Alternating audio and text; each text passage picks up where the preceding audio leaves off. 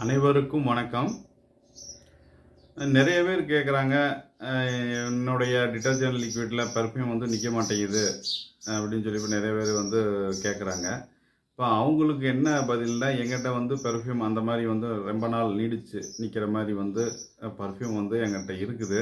தேவைப்படுறவங்க இந்த வீடியோவுக்கு கீழே டிஸ்கிரிப்ஷனில் என்னோடய மெயில் ஐடி இருக்குது, அதுக்கு நீங்கள் மெயில் பண்ணலாம்.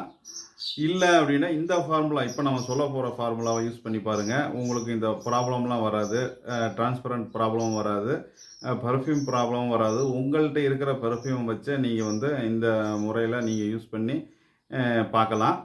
வாங்க வீடியோக்குள்ளே போகலாம். நான் டெமோ வீடியோ அப்படிங்கிறதுனால வந்து இது நான் கொஞ்சம் கொஞ்சமாக தான் அளந்துலாம் போடல, நான் கொஞ்சம் கொஞ்சமாக எடுத்து போட்டுட்ருக்கேன். உங்களுக்கு மெஷர்மெண்ட் நான் சொல்கிறேன். சிட்ரிக் ஆசிட் வந்து 100 கிராம் எடுத்துக்கோங்க. நான் இதில் வந்து இந்த பவுலில் சிட்ரிக் ஆசிட் கொஞ்சமாக நான் எடுத்து வச்சுருக்கேன். இது காஸ்டிக் சோடாவை லைட் பண்ணி வச்சுருக்கேன் இந்த கப்பில்.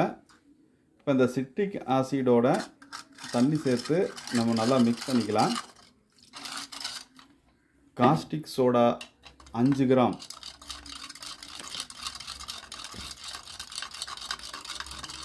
நல்லா மிக்ஸ் பண்ணிக்கலாம். அடுத்ததாக இந்த காஸ்டிக் சோடா லையை வந்து சிட்ரிக் ஆசிடோட நம்ம மிக்ஸ் பண்ணிக்கலாம்.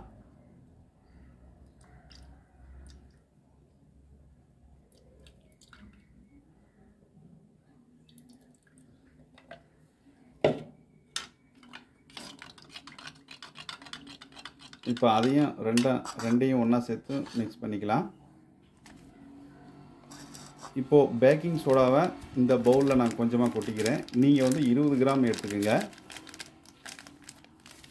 இப்போ இதையும் வந்து தண்ணி ஊற்றி நம்ம மிக்ஸ் பண்ணிக்கலாம். இந்த ஃபார்முலாவுக்கு 300 கிராம் தண்ணி தேவைப்படும். இந்த 300 கிராம் தண்ணியில் கொஞ்சம் கொஞ்சமாக எடுத்து நம்ம காஸ்டிக் சோடாவை கொஞ்சம் எடுத்து மிக்ஸ் பண்ணியிருக்கோம், சிட்ரிக் ஆசிட் கொஞ்சமாக எடுத்து மிக்ஸ் பண்ணியிருக்கோம், பேக்கிங் சோடாவுக்கு கொஞ்சமாக எடுத்து மிக்ஸ் பண்ணியிருக்கோம். மிச்ச தண்ணியை லாஸ்ட்டில் லிக்விட் டிட்டர்ஜென்ட்டில் சேர்த்தணும். இப்போ வந்து இந்த பேக்கிங் சோடாவையும் இந்த காஸ்டிக் சோடா சிட்ரிக் ஆசிட் கலவையில் இப்போ நான் மிக்ஸ் பண்ணிவிட்டேன். இப்போ நுரைச்சி வருது. ஒரு 10 நிமிஷம் கழித்து நுரை குறைஞ்சிருச்சு. இப்போ இதோட வந்து qustol 591 ஒரு 2 கிராம் நீங்கள் எடுத்துக்கோங்க.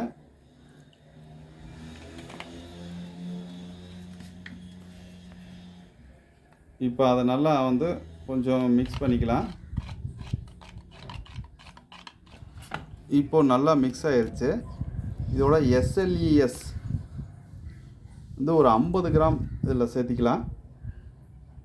SLES வந்து கண்டிப்பான முறையில் குவாலிட்டியானதாக வாங்கி ஆட் பண்ணுங்கள். SLES வந்து குவாலிட்டி சரியில்லைண்டா திக்னஸ் ப்ராப்ளம் வரலாம். நீங்கள் வந்து எந்த மாதிரி வந்து SLES வந்து பார்த்து வாங்கணும் அப்படிங்கிறதுக்காக நான் வீடியோ போட்டிருக்கேன். பார்க்காதவங்க இந்த வீடியோவோட கடைசி எண்டில் வந்து எண்ட் கார்டில் வந்து நான் அதனுடைய லிங்க் இருக்கும், நீங்கள் அதை கிளிக் பண்ணி பார்த்துக்கலாம். இப்போ வந்து யூரியா வந்து சேர்த்துருக்கேன். யூரியா 3 கிராம் சேர்த்துக்குங்க நீங்கள். அடுத்ததாக இந்த கலவையை நல்லா நம்ம மிக்ஸ் பண்ணிக்கலாம். அடுத்ததாக சால்ட்டு 20 கிராம் நீங்கள் சேர்த்துக்குங்க. நான் வந்து சால்ட்டு கொஞ்சமாக இதில் சேர்த்துருக்கேன்.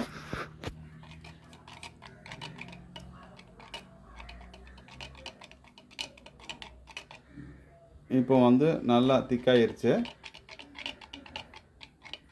நான் இதில் வந்து பர்ஃப்யூமும் கலரும் நான் சேர்த்தலை. இது டிரான்ஸ்பரண்ட்டு அப்படிங்கிறதுனால வந்து நான் கலர் சேர்த்தலை. உங்களுக்கு தேவைப்பட்டால் பர்ஃப்யூமையும் கலரையும் நீங்கள் வந்து சேர்த்துக்குங்க. பர்ஃப்யூம் 2 கிராம் மட்டும் சேர்த்துக்குங்க. இப்போது 2 மணி நேரம் ஆயிடுச்சு. இப்போ பாருங்கள், நல்லா டிரான்ஸ்பரண்ட் வந்திருக்குது. நுரையெல்லாம் அடங்கின பின்னாடி நல்லா டிரான்ஸ்பரண்ட் வந்திருக்கு. நான் கலர் சேர்த்தலை, உங்களுக்கு தேவைப்பட்டால் சேர்த்துக்குங்க. இந்த வீடியோ பிடிச்சிருந்தால் லைக் பண்ணுங்கள், ஷேர் பண்ணுங்கள், என்னுடைய சேனலை சப்ஸ்கிரைப் பண்ணுங்கள். நன்றி, வணக்கம்.